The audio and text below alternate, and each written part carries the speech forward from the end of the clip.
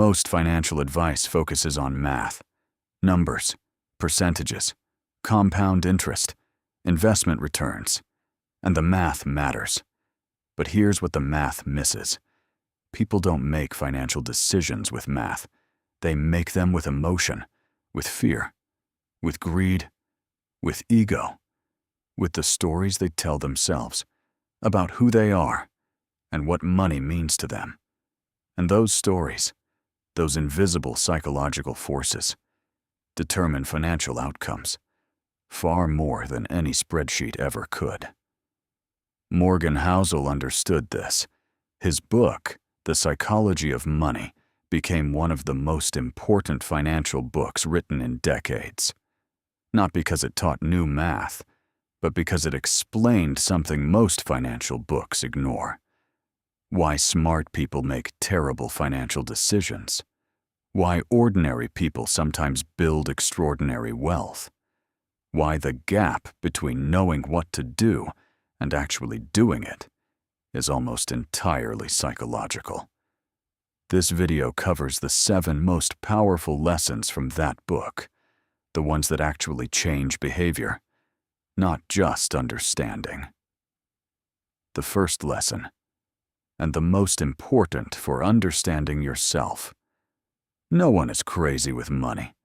They're just responding rationally to the information they have, based on the experiences they've lived. Here's what that means. Someone who grew up in poverty and spends money the moment they get it is not irresponsible. They learned early that money disappears, that saving for the future is a luxury when the present is uncertain. That immediate spending is the rational response to instability. Someone who grew up wealthy and takes significant investment risks is not reckless. They learned that markets recover, that losses are temporary, that risk is manageable, because they've seen it managed. Same behavior, different experiences, both rational given what each person knows. This matters because it changes how you see your own financial behavior. You're not bad with money. You're responding to your history, and history can be understood, examined, and deliberately updated. The goal is not to judge your past decisions, it's to understand what shaped them, and then choose differently, armed with that understanding. Lesson 2. Luck and risk are more powerful than most people admit. Here's what Housel observed. Bill Gates went to one of the only high schools in the world that had a computer in 1968. That was luck.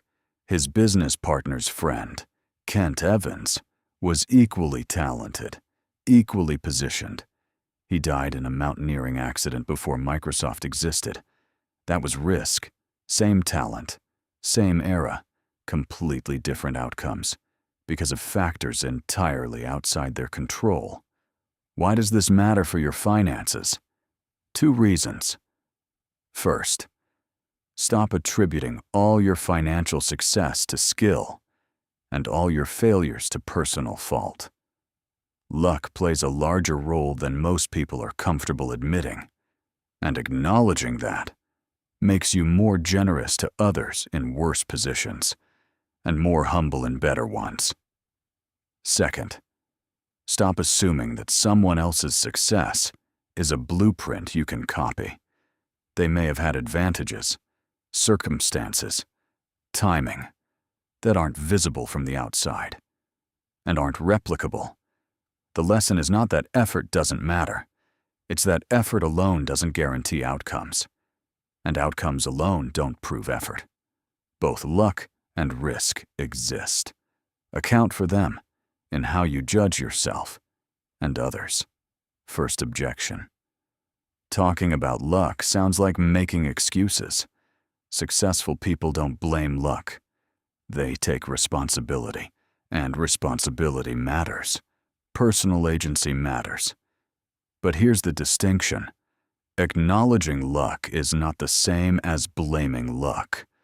The most successful investors in the world acknowledge that timing played a role in their outcomes. Warren Buffett has said repeatedly that being born in America in 1930 was enormously lucky. He could have been born in Bangladesh with the same skills and a completely different life. Acknowledging this didn't make him less successful.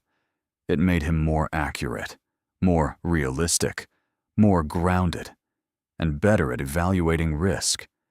Because if you believe all success is purely skill, you take risks that aren't justified. You assume your track record guarantees future results. You become overconfident at exactly the wrong moment. Understanding luck and risk makes you a better decision maker, not a worse one. Lesson 3. The most dangerous financial problem is never feeling like you have enough. Housel calls this the never enough problem, and it destroys more financial lives than poverty ever has. Here's how it works. You have a goal, $100,000 saved. You reach it, and instead of feeling complete, the goalpost moves, $500,000.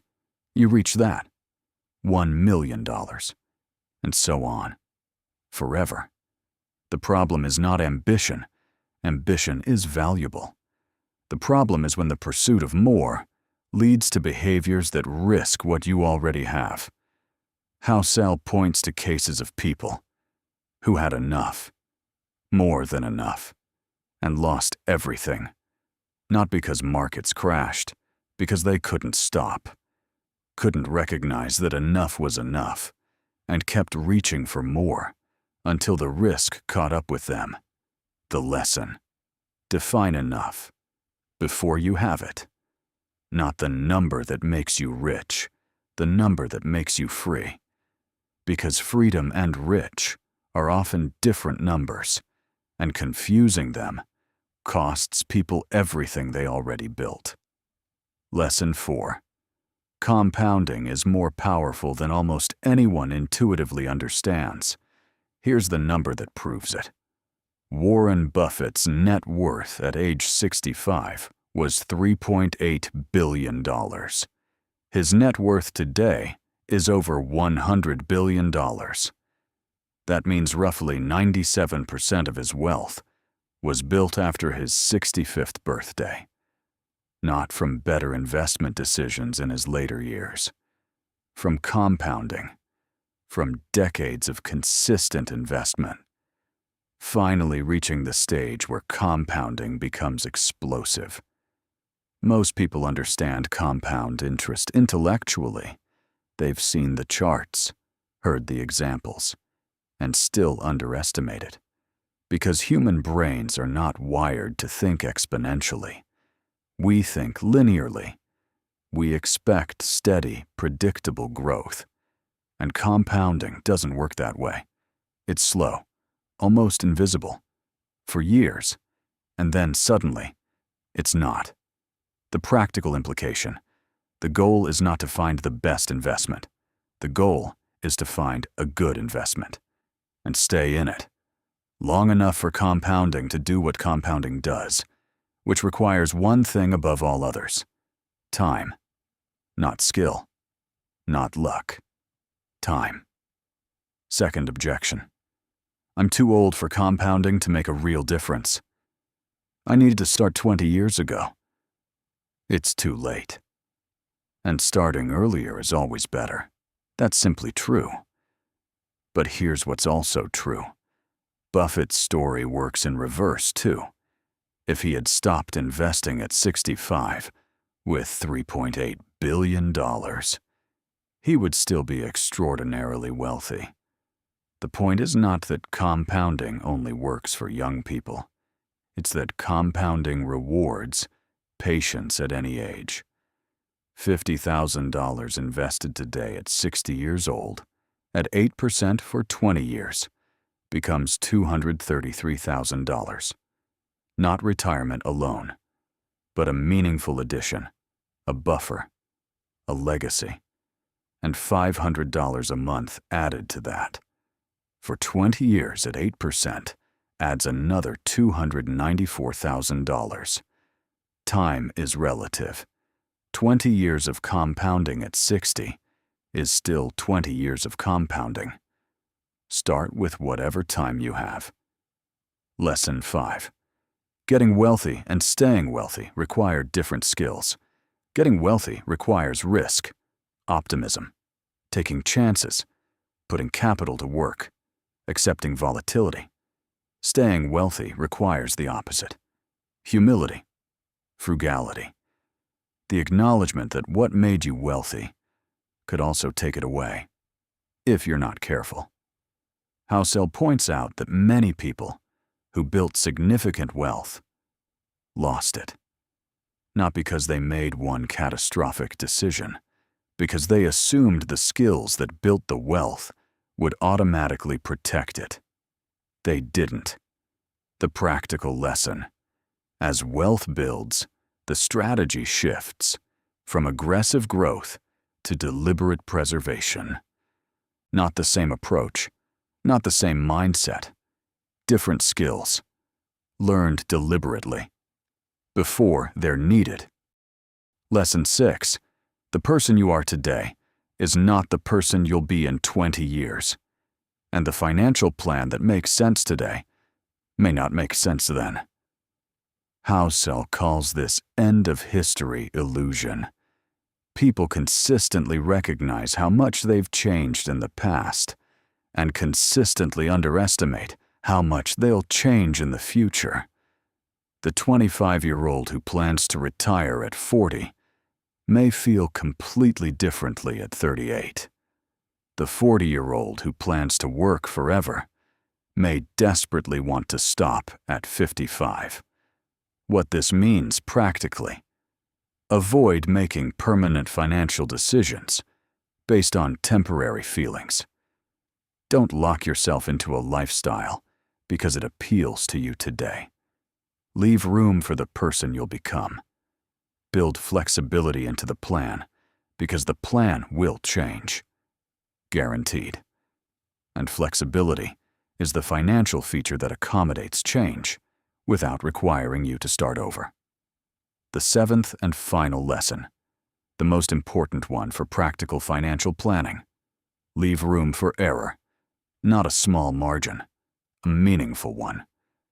Housel argues that the most important financial skill is not maximizing returns. It's surviving long enough for compounding to work. And survival requires margin. Margin for the unexpected, for the recession that comes without warning, for the job loss nobody predicted, for the medical expense nobody planned, for the market crash that happens every decade or so. Without exception, the person with no margin is forced to make desperate decisions at exactly the wrong moment. Selling investments when prices are low, taking on debt at high interest, breaking long-term plans for short-term survival. The person with margin waits, lets the storm pass, and continues building, exactly as planned. Room for error is not pessimism. It's the financial feature that keeps every other feature working. 7 lessons from one of the most important financial books ever written. Lesson 1. No one is crazy. Everyone is responding to their history. Lesson 2. Luck and risk matter more than we admit. Lesson 3. Define enough before you have it. Lesson 4. Compounding rewards, patience above all else. Lesson 5. Getting wealthy and staying wealthy require different skills. Lesson 6. You'll change. Leave room for who you'll become. Lesson 7. Leave room for error. Survival enables compounding. None of these are about finding the right stock, the right investment, the right timing. They're about behavior, about the psychological forces that determine financial outcomes, more than any tactical decision ever will. Because in the end, finance is not a math problem. It's a behavior problem. and behavior can be understood, changed, and directed towards something real. The system is simple. Understand yourself. Build accordingly. The decision is yours.